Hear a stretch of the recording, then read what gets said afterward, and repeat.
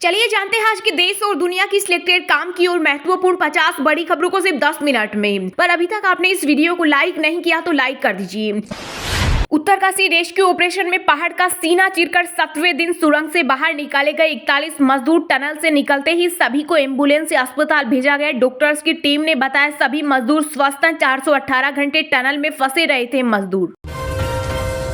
उपराष्ट्रपति जगदीप धनखड़ ने महात्मा गांधी को महापुरुष और पीएम मोदी को युग पुरुष बताया तो भड़का विपक्ष। कांग्रेस सांसद मणिकम टेगोर ने कहा चापलूसी की भी याद होती है, एक दिन आप पीएम मोदी को भगवान विष्णु का अवतार भी बता सकते हैं। अब बच्चों की खांसी और सांस की सभी बीमारियों पर नजर रखेगी सरकार। केंद्रीय स्वास्थ्य मंत्रालय ने सभी राज्यों को श्वसन संबंधी बीमारियों के मामलों की रिपोर्ट देने का दिया निर्देश। बिहार के उर्दू स्कूल और मुस्लिम बाहुल्य क्षेत्रों में अब रविवार की जगह शुक्रवार को होगी छुट्टी। 2024 में जन्माष्टमी, रक्षाबंधन और रामनवमी जैसे पर्वों का अवकाश खत्म। अकेडमिक कैलेंडर जारी होते ही मचा बवाल। बीजेपी ने खोला मोर्चा, कहा भविष्य में नीतीश और लालू के नाम के आगे लगाया जाएगा मोहम्मद। दिल्ली की रावज एवेन्यू कोर्ट में महिला पहलवानों के उत्पीड़न के मामले में हुई सुनवाई। डब्ल्यूएफआई के पूर्व अध्यक्ष और बीजेपी सांसद ब्रजभूषण सिंह पर 6 दिसंबर को तय हो सकते हैं आरोप। देश भर में 30 नवंबर को विभिन्न राज्यों और केंद्र शासित प्रदेशों में 38 स्थानों पर होगा रोजगार मेले का आयोजन। प्रधानमंत्री नरेंद्र मोदी 51,000 युवाओं को देंगे नियुक्ति पत्र। तेलंगाना में चुनाव प्रचार के आखिरी दिन सभी दलों ने झोंकी पूरी ताकत। सोनिया गांधी ने हैदराबाद में किया रोड शो। 30 नवंबर को होगी वोटिंग, 3 दिसंबर को आएंगे नतीजे। रामलला की आरती के लिए राजस्थान के जोधपुर से भेजा गया 600 किलो शुद्ध देसी घी, पिछले 9 साल में जुटाया। एड के लिए 500 करोड़ दे सकते हैं लेकिन परियोजना के लिए 400 करोड़ नहीं। सुप्रीम कोर्ट ने फिर लगाए दिल्ली की केजरीवाल सरकार को फटकार। झारखंड में पेड़ लगाओ और बिजली बिल में छूट पाओ योजना हुई शुरू। सीएम हेमंत सोरेन बोले जो लोग अपने आवासीय परिसर में पेड़ लगाएंगे उन्हें प्रति पेड़ 5 यूनिट बिजली पर दी जाएगी सब्सिडी।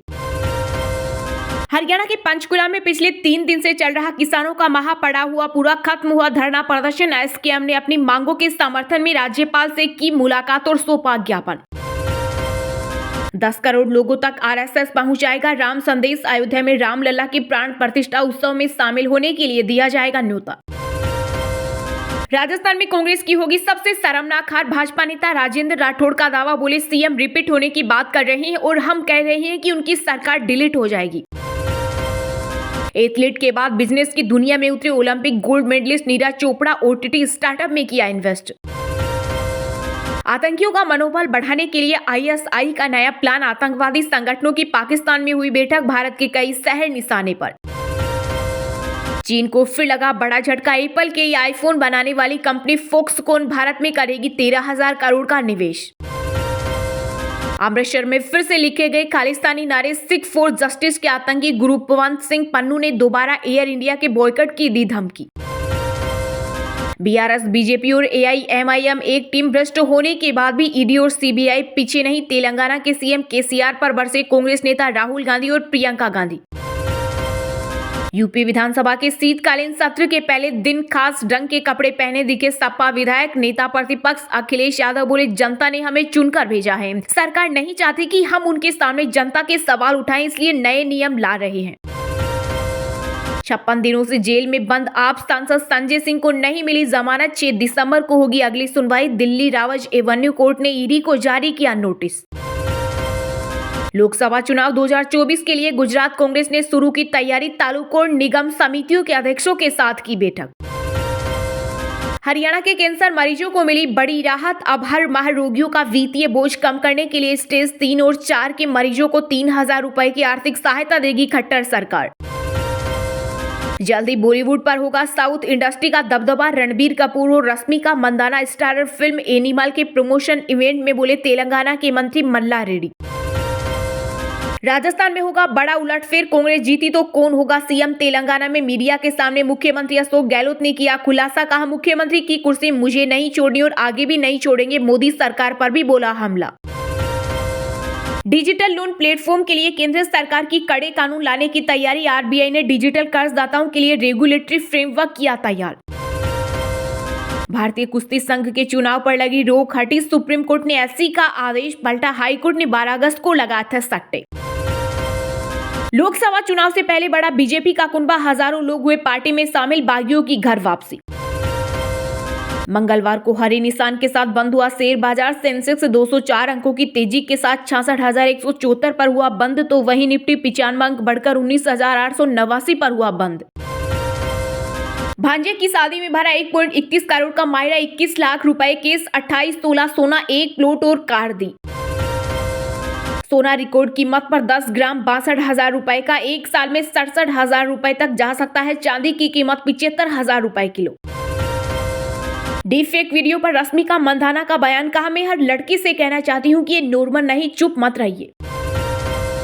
5 राज्यों में चुनाव के नतीजे आने से पहले पीएम आवास पर मंत्री परिषद की बैठक। भारतीय अंतरिक्ष यात्रियों को ट्रेनिंग देगा नासा। भारत यात्रा पर एजेंसी प्रमुख बिल नेल्सन, चंद्रयान 3 की सफलता की भी दी बधाई। इस वर्ष त्योहारी सीजन 15 अक्टूबर से 25 नवंबर के बीच वाहनों की हुई रिकॉर्ड खुदरा बिक्री। 42 दिन में बिक गई 37,93,584 गाड़ियां।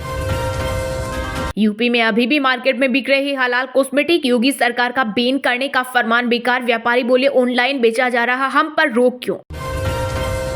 तेलंगाना के सीएम केसीआर 2 सीटों से लड़ रहे चुनाव। कई दिग्गजों को सता रहा हार का डर। जनता 30 नवंबर को करेगी 2290 प्रत्याशियों के भाग्य का फैसला।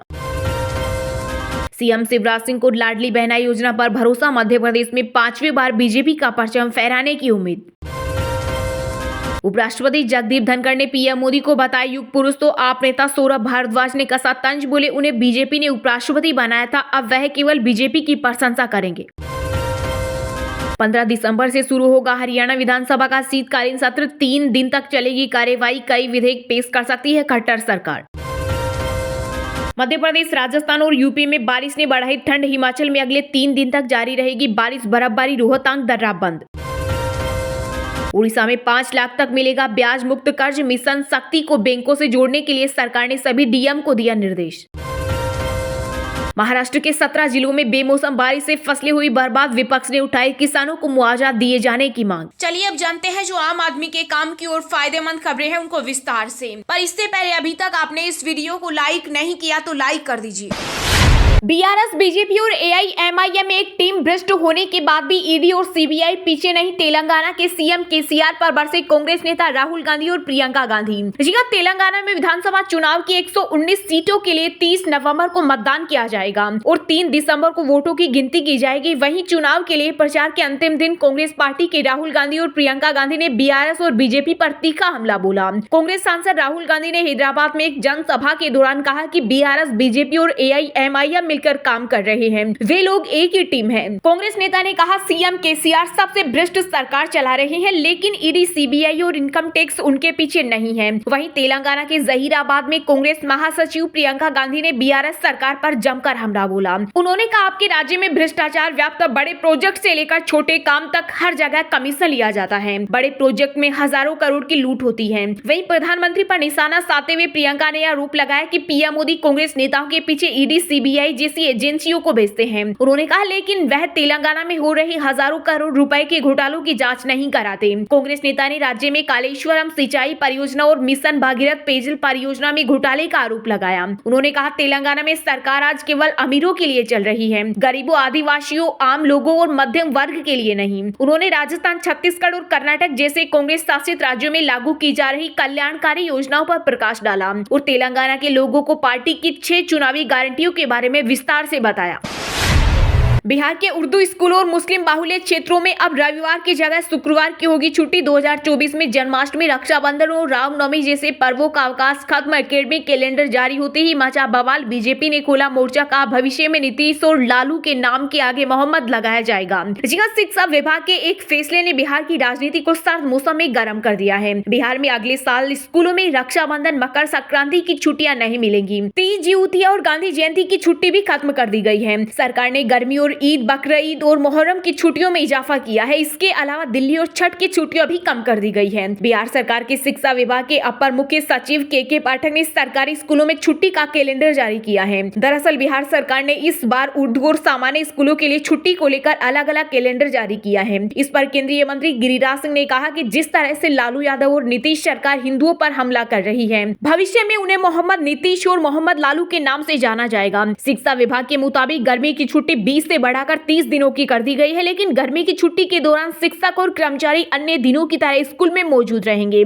दिवाली में 1 दिन और छठ में 3 दिनों की छुट्टी रहेगी। तीज की दौर जिउतिया पर 1 दिन की छुट्टी भी खत्म कर दी गई है। मुस्लिम स्कूलों और मदरसों की साप्ताहिक छुट्टी शुक्रवार तक कर दी गई है। वहीं नीतीश सरकार के इस फैसले को लेकर बीजेपी विधायक हरिभूषण ठाकुर ने कहा कि हम लोग पहले ही कहते आए हैं कि नीतीश सरकार बिहार में गजवाए हिंद कानून लाना चाहती है और इस फैसले से साफ हो गया है कि हमारा आरोप और शक सही है। उन्होंने कहा कि अब नीतीश जी को बिहार को इस्लामिक स्टेट भी घोषित कर देना चाहिए। नीतीश सरकार के इस फैसले ने बिहार की राजनीति में हड़कंप मचा दिया है।